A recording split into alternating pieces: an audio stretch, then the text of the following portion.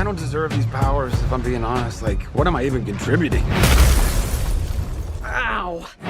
We're having an impressive amount of contents these days, movies, TV shows, and it makes a lot of work for everyone.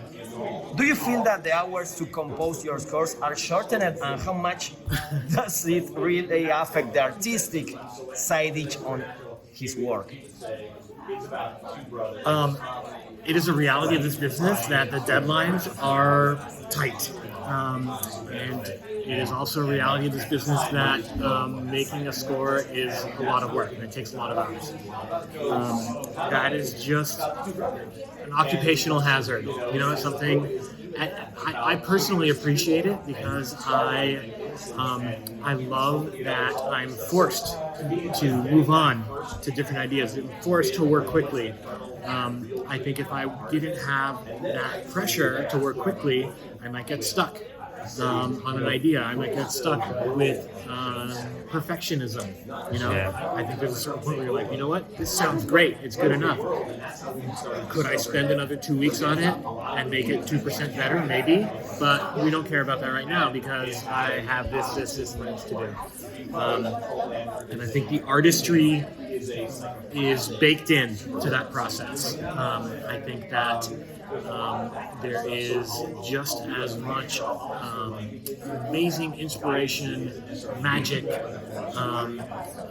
and musical artistry that can come from having to go with your first or second idea as opposed to your 8th or 10th idea. So for Hawkeye, there's two very different vibes. There's action and there's Christmas. Yeah. When you get that kind of a challenge, how do you kind of work between those two very different vibes of the music? Yeah, it can be very challenging. And in fact, the first vibe that we all explored and then left behind was film noir, which was a whole different thing.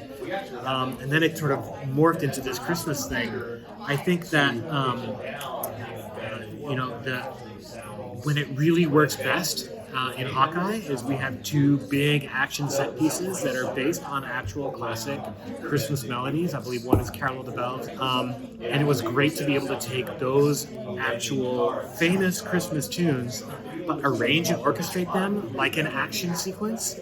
So you have the literal blending of those two vibes right there. There's often room, even in the context of a big action set piece, for there to be a little bit of space, and it's an opportunity there to take that space and fill it with even just a little bit of a bell or a little sprinkle of fairy dust, musically, to bring it back to the Christmas part. And I have a lot of experience with Christmas projects.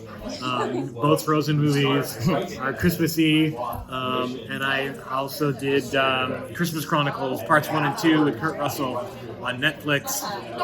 So it seems to keep coming back to me. So I know my Christmas tricks.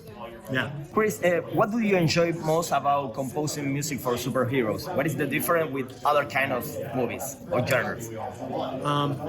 It's interesting. I think there are so many different types of superhero movies. Yes. Just as there are so many different types of movies, it's really hard to answer that.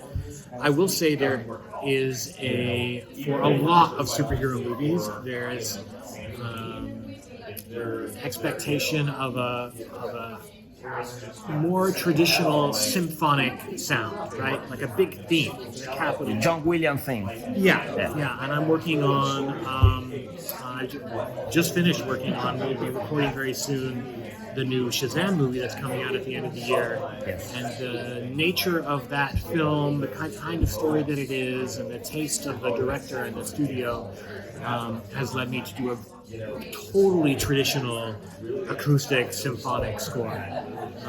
And those are just fun. I mean,